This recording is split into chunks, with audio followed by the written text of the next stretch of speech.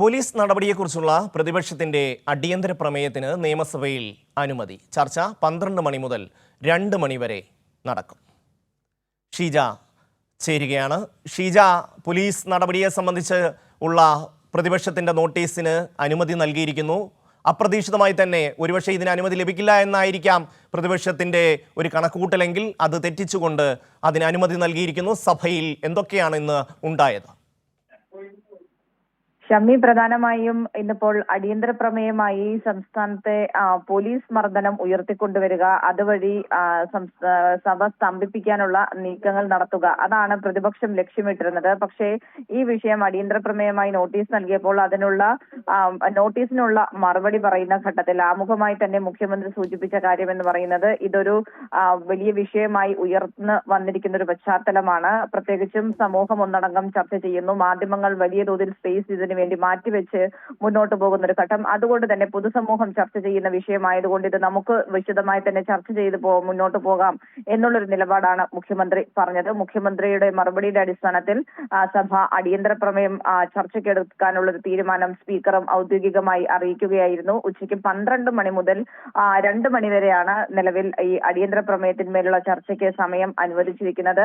ഇരു ഭാഗത്തു നിന്നും, അതായത് പ്രതിപക്ഷത്തു നിന്നും ഭരണപക്ഷത്തു നിന്നും ഉള്ള അംഗങ്ങൾ ഇതിന്മേൽ സംസാരിക്കുന്നതായിരിക്കും. അതിനുശേഷം ആയിരിക്കും മുഖ്യമന്ത്രി ഇതിനുള്ള മറുപടി നൽകുക. ഏതായാലും ഈ വിഷയവുമായി ബന്ധപ്പെട്ടുകൊണ്ട് വലിയ തോതിൽ ജനങ്ങൾക്കിടയിൽ തെറ്റിദ്ധാരണ പരത്താനായി പ്രതിപക്ഷം ശ്രമിക്കുന്നു എന്നുള്ള കാര്യം നേരത്തെ തന്നെ സർക്കാർ വ്യക്തമാക്കിയ കാര്യമാണ്. അതുകൊണ്ട് തന്നെ ഇതിൽ എന്താണ് വസ്തുത എന്നുള്ളത് ജനങ്ങളെ പറഞ്ഞു ബോധ്യപ്പെടുത്തി തന്നെ മുന്നോട്ട് പോകുക, അത് തന്നെയാണ് സർക്കാർ ഇതിലൂടെ ലക്ഷ്യമിടുന്നതും. കാരണം ഇതിൽ സർക്കാരിനും പറയാൻ നിരവധി വിഷയങ്ങൾ നിലനിൽക്കുന്നുണ്ട്.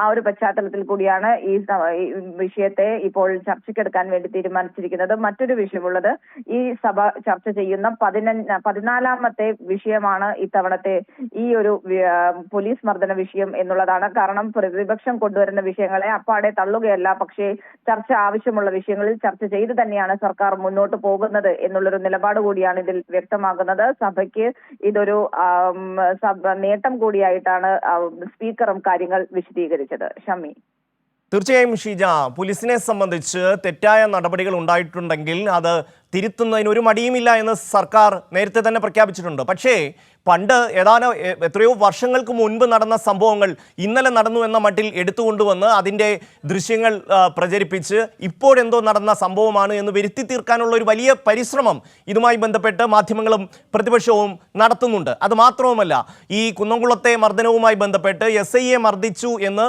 ഈ പറഞ്ഞ സുജിത്തിനെതിരെ അന്ന് വന്ന വാർത്തകളടക്കം ഇപ്പോൾ പുറത്തു വന്നിട്ടുണ്ട്. അതുപോലെ മദ്യപിച്ച് പോലീസിനെ കയ്യേറ്റം ചെയ്യാൻ പോയി, അതിൻ്റെ അടിസ്ഥാനത്തിൽ പിന്നീട് പോലീസ് അയാളെ അറസ്റ്റ് ചെയ്തുകൊണ്ട് പോകുന്ന ഒരു സംഭവം.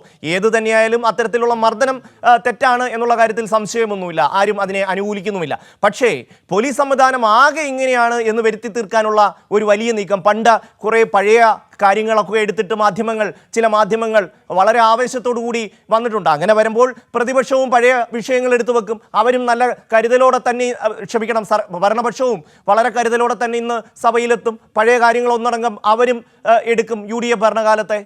അങ്ങനെയല്ലേ ഷീജ? തീർച്ചയായും. അതായത് ഈ വിഷയവുമായി ബന്ധപ്പെട്ടുകൊണ്ട്, ഈ കുന്നംകുളത്തെ പോലീസ് മർദ്ദനവുമായി ബന്ധപ്പെട്ടുകൊണ്ട് പക്ഷേ വളരെ വ്യാപകമായി തന്നെ സർക്കാരിനെതിരെ വ്യാജ പ്രചരണങ്ങൾ നടത്തുന്നതിനാണ് പ്രതിപക്ഷം മുൻതൂക്കം നൽകിയത്. ആ രീതിയിലാണ് കാര്യങ്ങൾ പ്രചരിപ്പിച്ചത്. ഈ ഒരു ഘട്ടത്തിലാണ് ഈ വിഷയത്തിൽ വസ്തുത പറഞ്ഞു തന്നെ മുന്നോട്ട് പോകണം എന്നുള്ളൊരു നിലപാടിലേക്ക് സംസ്ഥാന സർക്കാർ എത്തിയത്.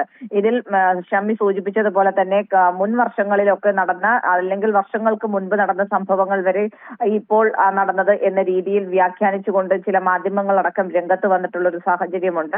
ആ ഒരു പശ്ചാത്തലത്തിൽ അങ്ങനെയാണെങ്കിൽ ഏത് രീതിയിലാണ് സംസ്ഥാന സർക്കാരിന്റെ പോലീസ് നയമെന്നും ഏത് രീതിയിലാണ് സർക്കാർ നടപടികൾ കൈക്കൊണ്ട് മുന്നോട്ട് പോകുന്നതെന്നും കൃത്യമായ രീതിയിൽ വിശദീകരിക്കാൻ തന്നെയാണ് സർക്കാരിന്റെ തീരുമാനം. അതിന് UDF കാലത്തെ കാര്യങ്ങൾ ഉദ്ധരിക്കണമെങ്കിൽ അതുൾപ്പെടെയുള്ള കാര്യങ്ങൾ പറഞ്ഞു തന്നെയായിരിക്കും ഇന്ന് മുഖ്യമന്ത്രി സഭയിൽ മറുപടി നൽകുക എന്നുള്ളതിൽ ഒരു തർക്കവുമില്ല.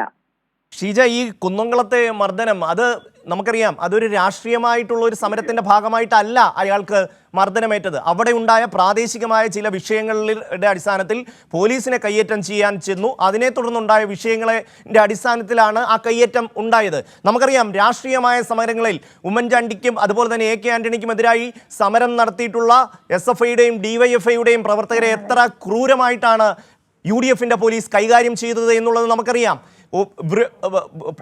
ജനനേന്ദ്രിയം അടക്കം അടിച്ച് തകർക്കുന്ന രീതിയിൽ പോലീസ് പ്രവർത്തിച്ച കഥകൾ നമുക്കറിയാം. അത്രയും ക്രൂരമായി രാഷ്ട്രീയ സമരത്തെ അടക്കം നേരിട്ടിട്ടുള്ള ആൾക്കാരാണ് ഇപ്പോൾ മറ്റ് വിഷയങ്ങളെ സംബന്ധിച്ച് വലിയ തോതിൽ ഒരു ചർച്ചയാക്കാൻ വേറെ ഒന്നും കിട്ടുന്നില്ല അവർക്ക്, പ്രതിപക്ഷത്തിന്. അവരെ സംബന്ധിച്ച് ആകപ്പാടെ വീണ് കിട്ടിയത് 4 വർഷം 5 വർഷം മുമ്പുള്ള ഒരു പോലീസ് സ്റ്റേഷനിലെ മർദ്ദനത്തിൻ്റെ ദൃശ്യമാണ്. അതിനെ ആരും ന്യായീകരിക്കുന്നില്ല എന്ന് പ്രത്യേകം മുഖ്യമന്ത്രി അടക്കം പറഞ്ഞിട്ടുണ്ട്. പക്ഷേ അതിനെ അങ്ങ് വലിയ തോതിൽ വ്യാഖ്യാനിക്കാൻ നിന്നാൽ അതിന് മറുപടി നൽകേണ്ടി വരും എന്നുള്ള ഒരു സന്ദേശമാണ് ഭരണപക്ഷത്ത് നിന്ന് ഈ ഒരു അടിയന്തര പ്രമേയത്തിന് അനുമതി നൽകിയതിലൂടെ നൽകുന്നതെന്ന് തോന്നുന്നു. ഷീജ. തീർച്ചയായും ഷമി, അതായത് ഈ വിഷയവുമായി ബന്ധപ്പെട്ടുകൊണ്ട് നിലവിൽ ഉയർന്നു വന്നിട്ടുള്ള ഈ ഒരു കുന്നംകുളം സംഭവമാകട്ടെ, അല്ലെങ്കിൽ അതിന്റെ പിന്നാലെ പല വിഷയങ്ങൾ ഉയർത്തിക്കാട്ടാനുള്ള ഒരു ശ്രമം, അത് വലിയ തോതിൽ സർക്കാരിന്റെ പ്രവർത്തനങ്ങൾ, സർക്കാർ ഏത് രീതിയിലാണ് ഈ പോലീസുമായി ബന്ധപ്പെട്ട് പ്രവർത്തിക്കുന്നത്, പ്രത്യേകിച്ചും UDF സർക്കാരിന്റെ കാലത്തുള്ള പോലീസ് സമീപനമല്ല നിലവിലിപ്പോൾ LDF സർക്കാർ വന്നപ്പോഴുള്ളത്. പോലീസുകാർക്കുള്ളിലെ തന്നെ ക്രിമിനലുകൾ, അത്തരക്കാരെ കണ്ടെത്തിക്കൊണ്ട് അവർക്കെതിരെ കർശന നടപടി സ്വീകരിച്ച് മുന്നോട്ട് പോകുന്ന ഒരു സർക്കാരാണ് LDF സർക്കാർ എന്ന് പറയുന്നത്.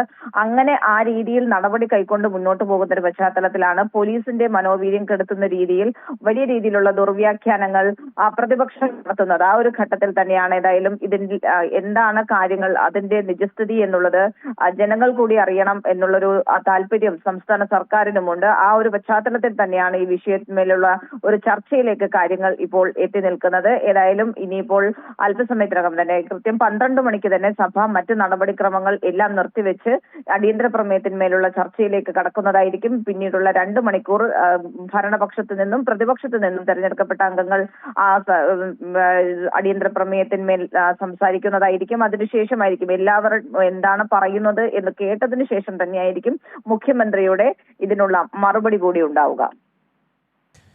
ഷീജയാണ് തിരുവനന്തപുരത്ത് നിന്ന് വിശദമായ റിപ്പോർട്ട് നൽകിയത്.